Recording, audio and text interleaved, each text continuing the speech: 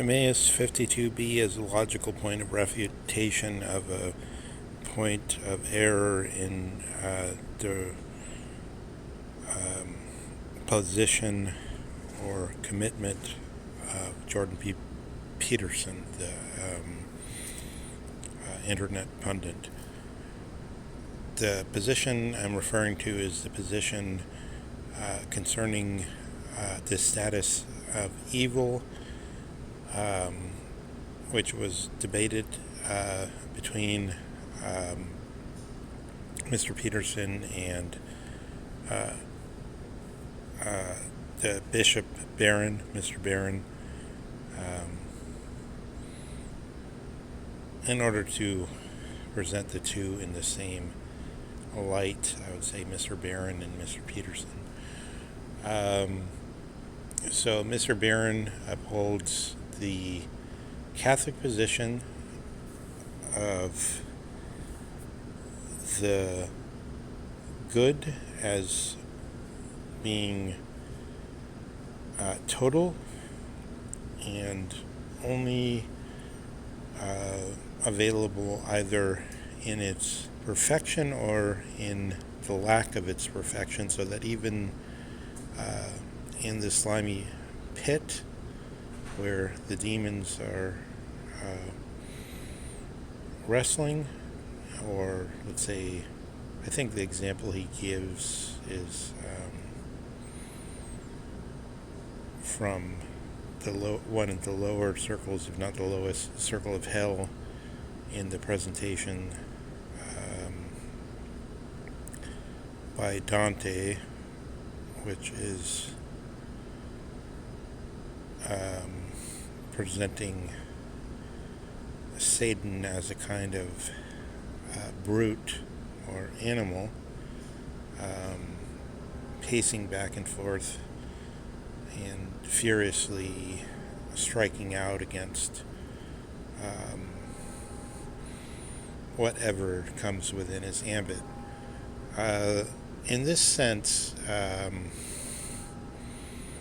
Mr. Barron says this activity of Satan must be understood as Satan's own self-understanding of what is good. It's simply an indigent and infinitely indigent understanding of what is good, divorced from the highest beauty, which would be, if he saw it, which would give him the motive force to go towards the good.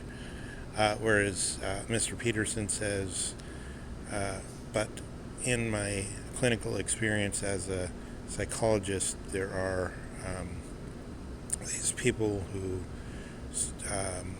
in the full sense, want to harm their fellows. So if we raise this position up to some dignity in the tradition, we could say, like Schelling's position, there must be a positive force of evil.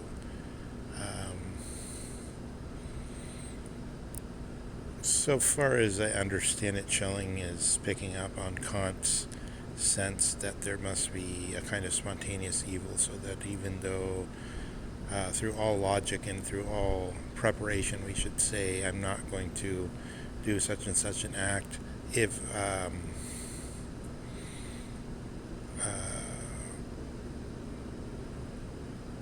I can only express this through a crude example, but say there's a gunfight in the Old West of America, and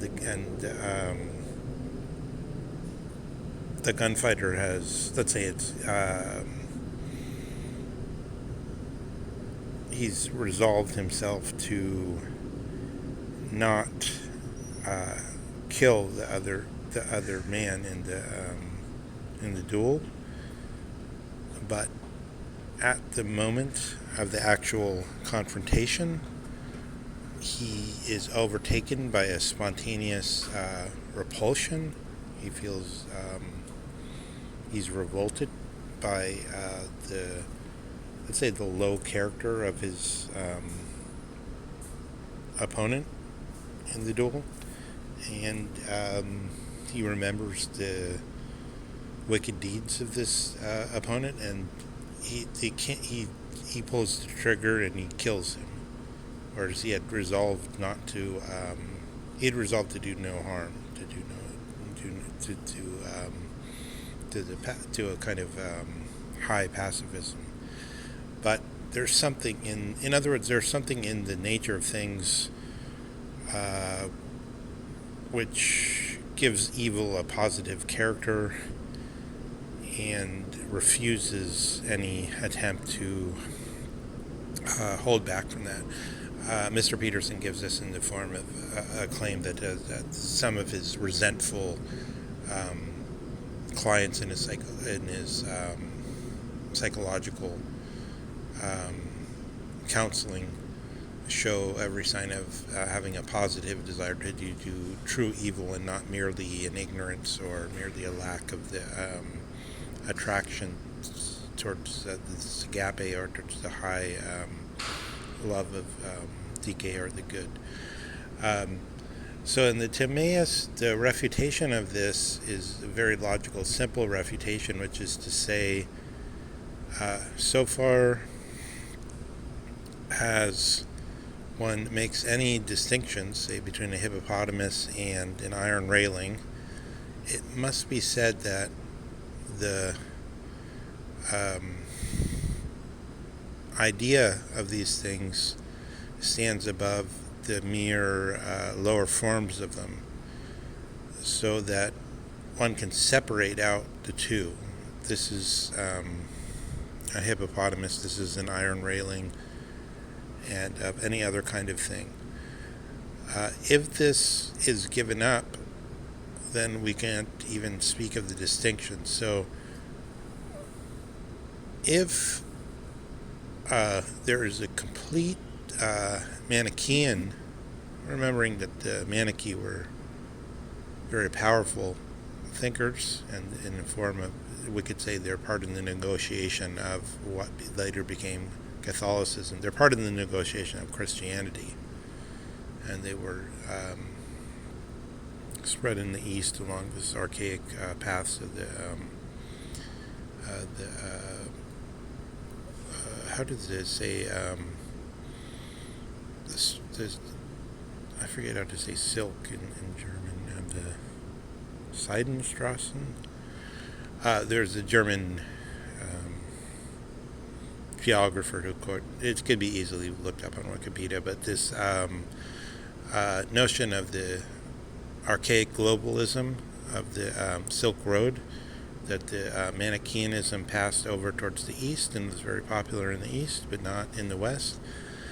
And one can see this Manichaeanism again, but what is the refutation in the Timaeus is that if one is to account for the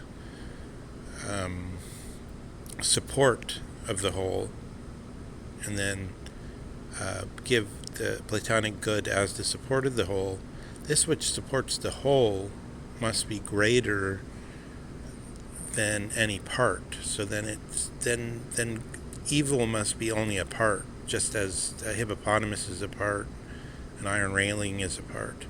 But good must be identified with the whole in some way. It must come into the whole in some sense. So that the naive refutation we see in Peterson, based on, as it were, empirical evidence of his practice, does not raise itself to the educated. So in other words, the problem with Peterson, who many repudiate as uneducated, is that he only approaches this through the avenue of invasion of his own limited, pathetically limited little experience, but he doesn't consider it in the light of the principle and in the light of these considerations which have been raised within our historical consciousness, which Nietzsche was aware of, by Socrates, by Platon, by Aristoteles, by say, Augustine, by Thomas Aquinas, by the rich tradition of the West. Instead, he only stands by the evidence of doxa, let's say, or of his own experience, his quote-unquote opinion, where opinion is part and parcel of personal experience, which hasn't been raised to the level of the Logos, insofar as the Logos can deal with these questions, which are not merely the questions of Gegenstands or things pushing against other things in the environment, but are properly human, as I suppose the pagan idea would see it.